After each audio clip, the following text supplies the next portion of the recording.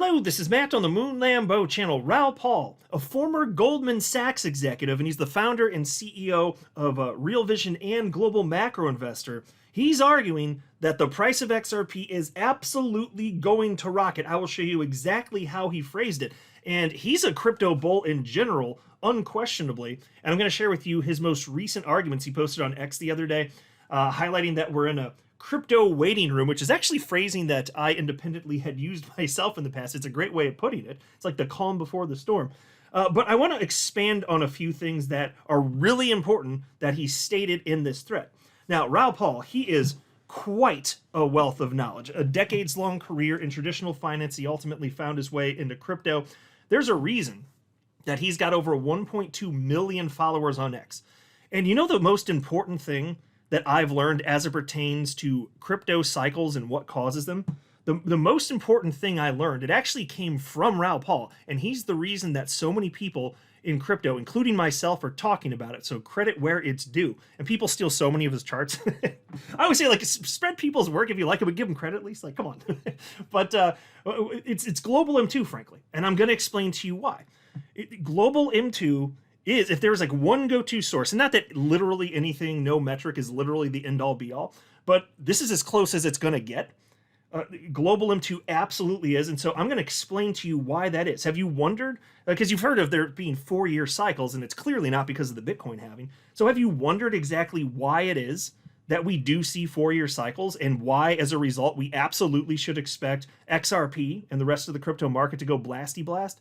Because I'm going to explain it to you in greater detail in this video. I'll just say this. If you're not a crypto bull here, you're going to be by the end of this video, or else something wrong with you, son. But before going further, I do want to be clear. I do not have a financial background of any kind. I am not offering financial advice, and you definitely should not buy or sell anything because of anything I say or write. I'm just an enthusiast who enjoys making YouTube videos about crypto-related topics, but just as a hobby and just for fun. All right, so the market, it went down a bit yesterday, it's safe to say. XRP, as I record this, $2.80, Bitcoin at 108,637 bucks. So yeah, there are some people that are feeling a bit distraught over all of this, but you shouldn't feel that way. It does not make logical sense to feel that way. That's my humble opinion. By the way, as I record this, it's 4:27 a.m. Central Time, so it's now Saturday, August 30th, 2025. And look at the Crypto Fear and Greed Index. 39 out of 100. The market's in fear. You know, I was here when that, back in the day, like, I can't remember when it bottomed. Maybe it was a couple years or so ago. Maybe less than that, actually. But whatever it was, I remember we got into extreme fear, and it was at 5 out of 100.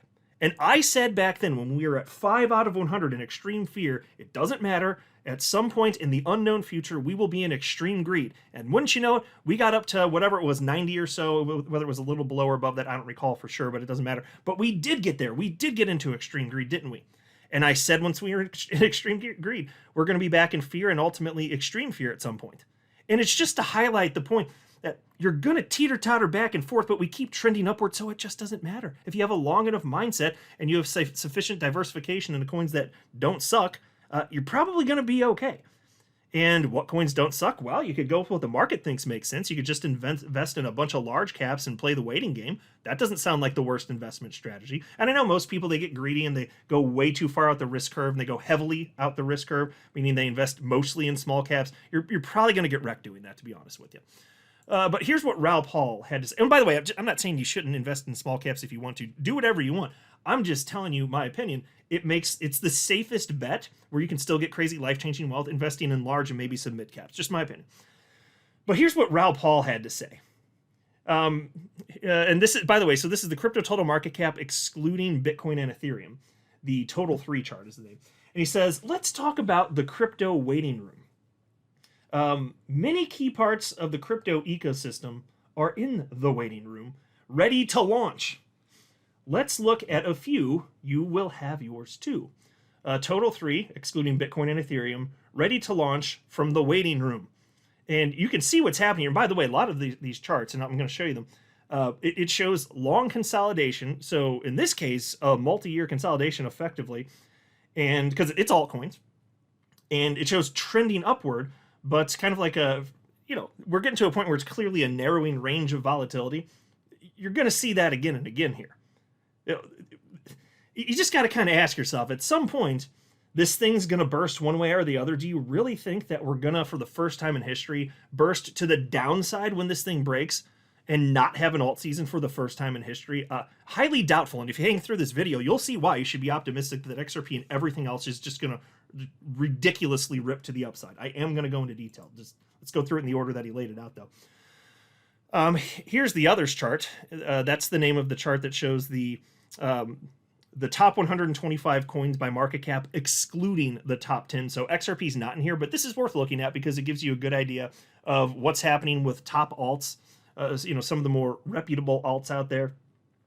And so if you're wondering about alt season, yeah, and the whole market moves in tandem, but still it's worth looking at this. And so here he wrote others outside of top 10, purest form of alt season where all shit rises, still in the waiting room, but longer to launch. And you can see this going back to 2021. Look at, that's how far back he's drawn this line. Do you really think it's just never going to burst again and it's not going to this cycle? Well, I'd be optimistic. He sure as hell is. And I'd argue for very good reason. And so here he shared this Ethereum price chart, and Ethereum is important because it kicks off alt season. So even if you don't hold it and that coin itself isn't of interest to you in any sort of additional manner, that's fine. I don't blame you. I'm not that interested in it myself, even though I've been holding it since 2017. But here he says ETH, full port. And when he says full port, that's his way of saying this thing's about to rocket. That's exactly what that means. And Ethereum historically has kicked off alt season, so you love to see that. Same thing with Solana. Here he wrote Solana, next to leave the waiting room. And you can see he's drawn this back a couple years. He believes it's going to pop yet again. And similar story with a couple other coins, including Sui, including Doge. And then you get down to XRP. Here's the XRP chart. And he wrote here, XRP in the process of full porting. So he knows what's coming. He knows that this thing is going to absolutely rip to the upside. He's been holding XRP for like probably close to half a decade at this point, something like that. Long time here. So I'll just tell you this. I'll be surprised if he's wrong. I will be super duper surprised if he's wrong. It's just it takes time for these things to play out. And you can see the lines he's drawn, various market cycles going back over a decade, quite literally. It takes a long time for this stuff to play out. And either you have exposure when the big bursts happen, or you do not. It is your choice. You do whatever the hell you want. I believe this thing's going way higher. I would love for it to have happened yesterday, but I'm an adult. I recognize I can't control that. So I only control the stuff that I can control, and I don't worry about the rest. I can't control when the market pops, but I do believe it's going to. And so what do? Well, after I buy, I do literally nothing because I don't need to. Like, this is so cool. You can just put money in and then get life-changing wealth by after that just literally doing nothing. It's just one day if it's worth more, you're enticed to sell, you can do so if you choose. That's it.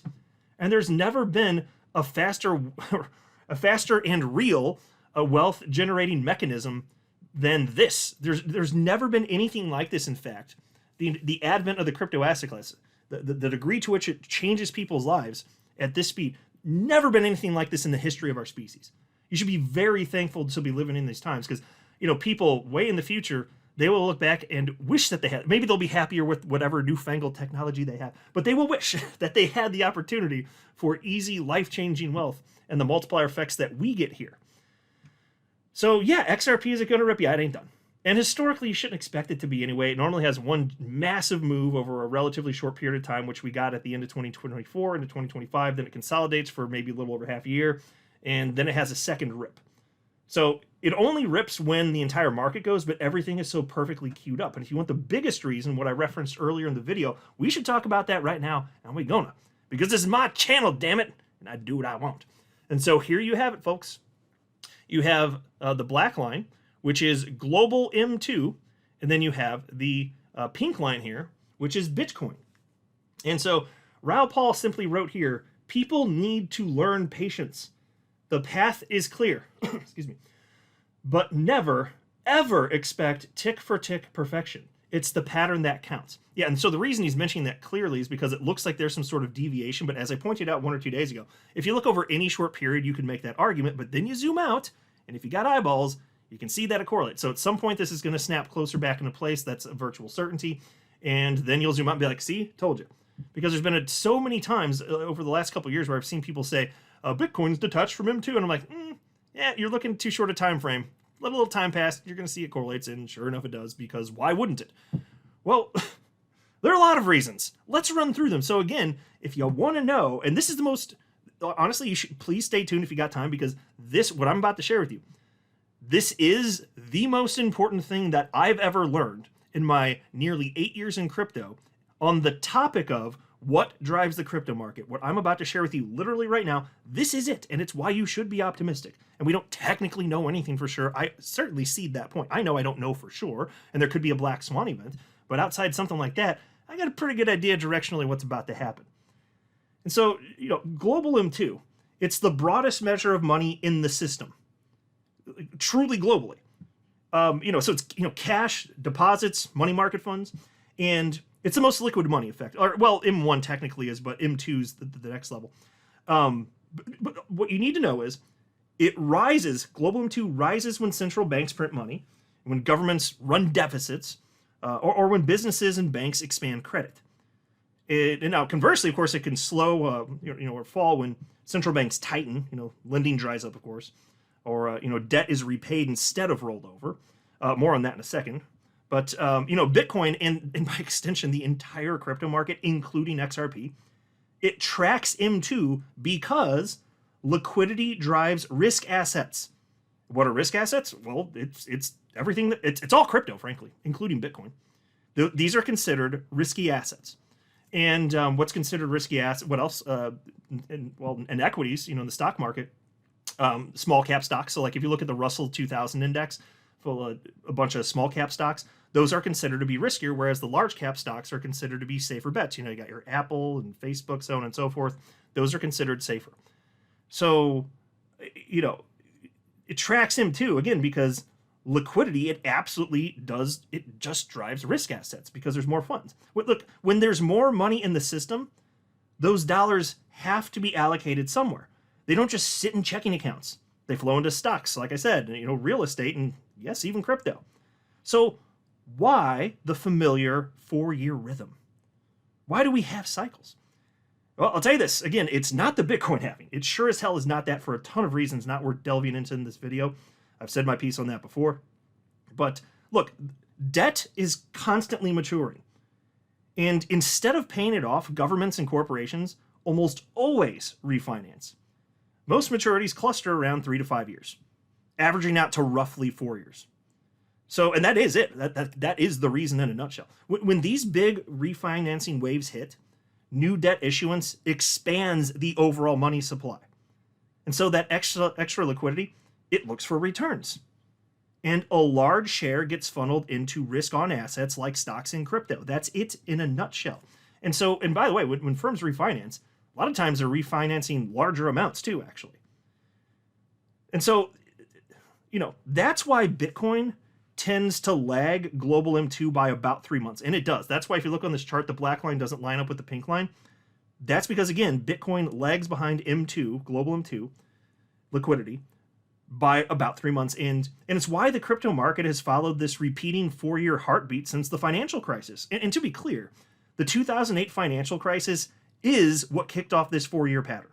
Absolutely it is. The economic collapse, it resulted in every person in business, not literally, but like every person in business needing to take on debt at the exact same moment in time. So they ended up with loan maturity dates typically 3 to 5 years out from that moment when the great financial crisis happened. They ended up with loan maturity dates 3 to 5 years out. They took on debt so that they could sustain their businesses. Individuals did it too. And so that's 3 to 5 years out, but again, averages out to about 4 years. So when the terms of these loans come to an end, most of these businesses still have corporate debt, and they can't afford to pay it all off at once.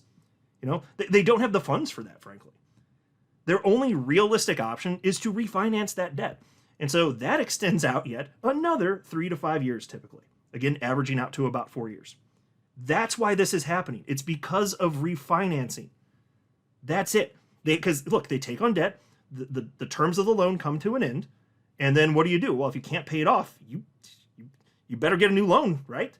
And so it's all lined up because of the great financial crisis.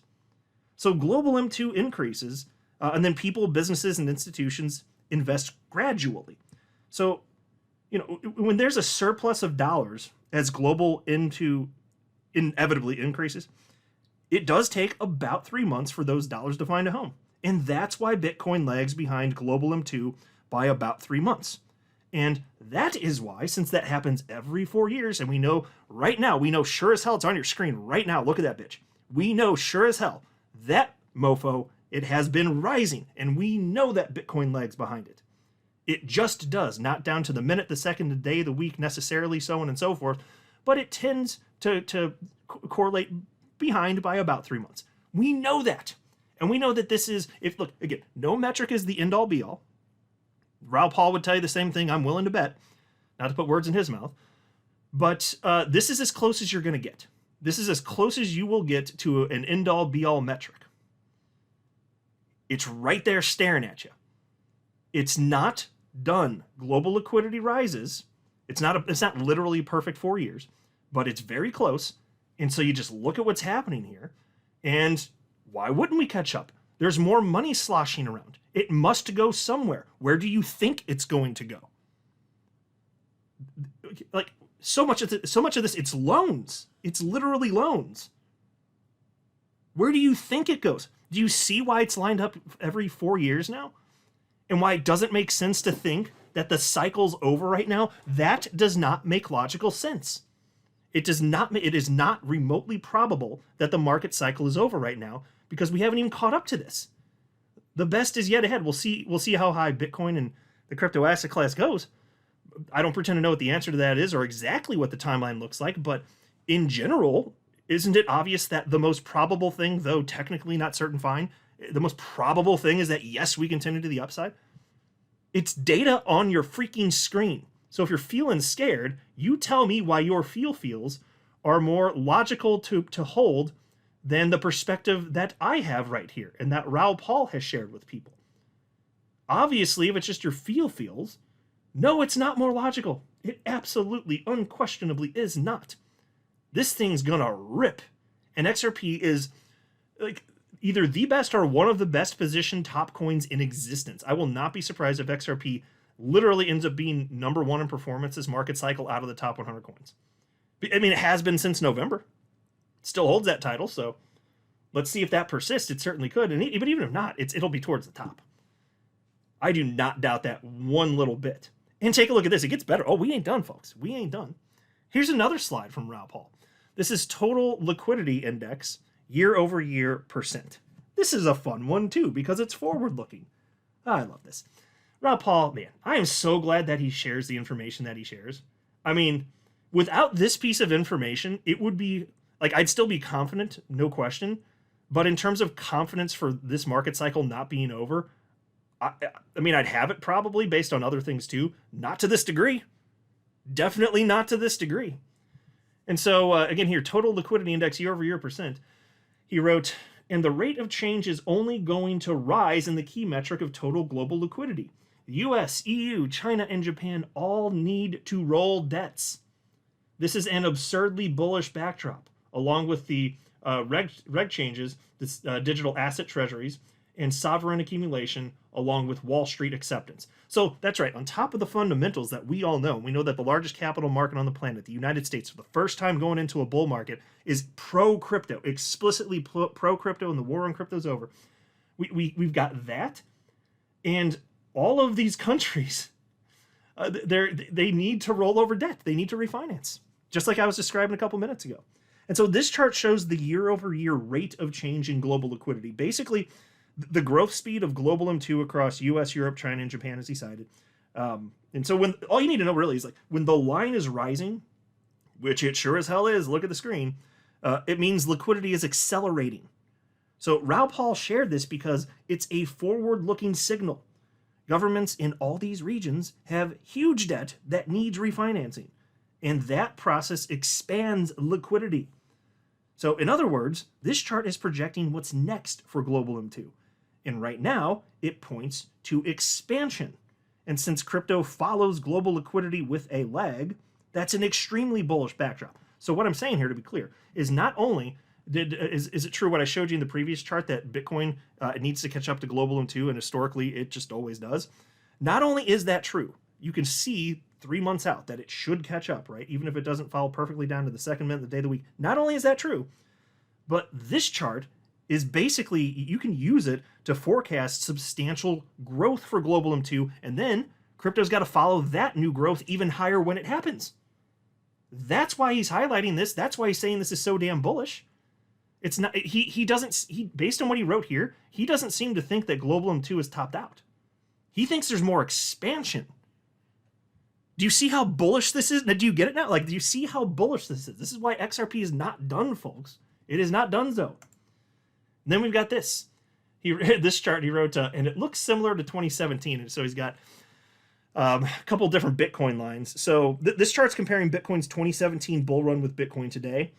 And obviously, I mean, look at it. The patterns look strikingly similar, fair to say. In 2017, this was the pause, by the way, right before Bitcoin went parabolic. And Raoul Pal is pointing out that, you know, with global liquidity expanding now, the setup looks the same, meaning we could absolutely be at the edge of another massive breakout. History rhymes with itself, folks. It absolutely does.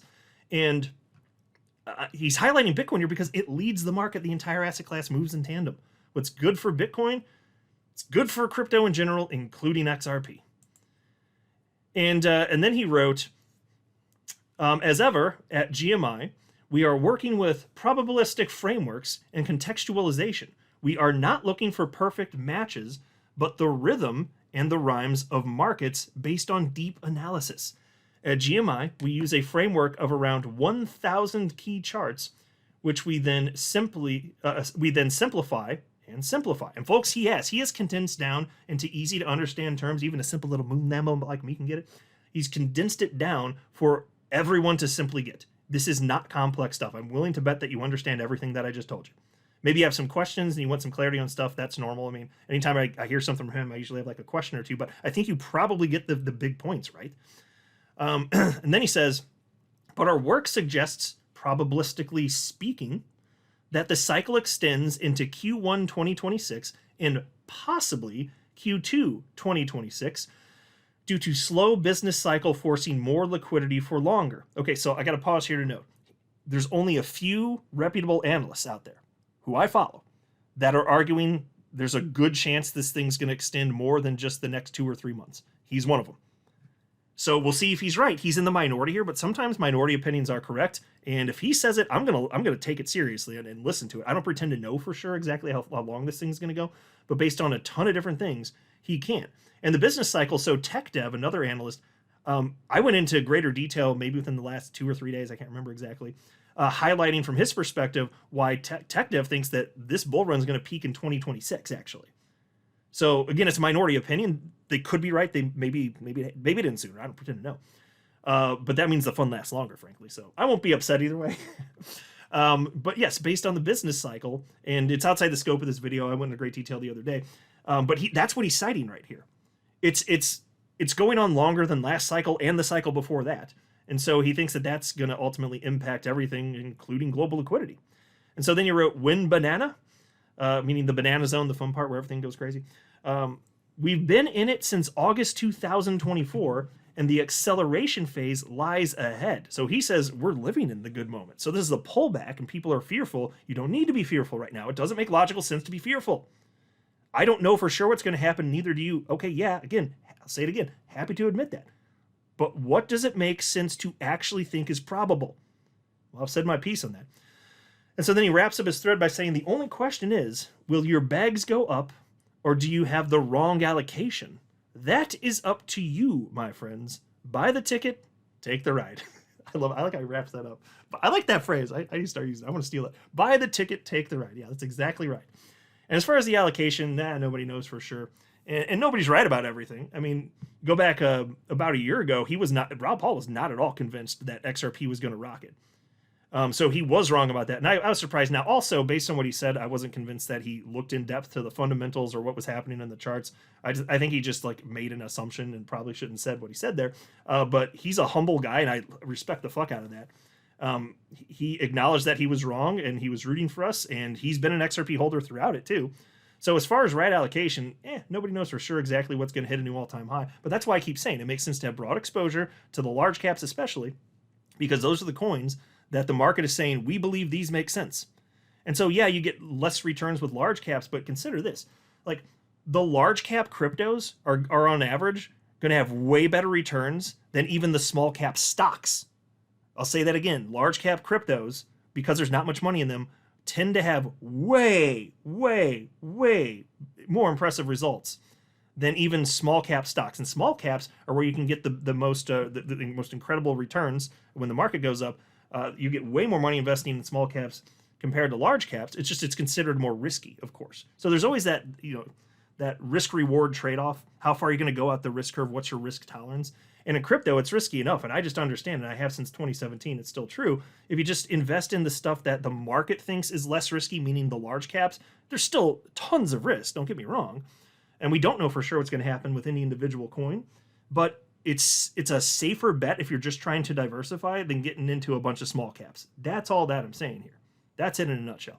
So yeah, maybe the market goes lower. Maybe it's even lower by the time you're watching this. I don't pretend to know, but I do know that it does not make sense to be fearful here. It makes sense to be very, very wildly excited. That's what I think anyway. Now yell at me in the comment section, even though I'm right. All right, I'm wrapping up. I'm not a financial advisor. You should not buy or sell anything because of anything I say or write. That would be a very, very, very bad idea. Until next time, to the moon, Lambo.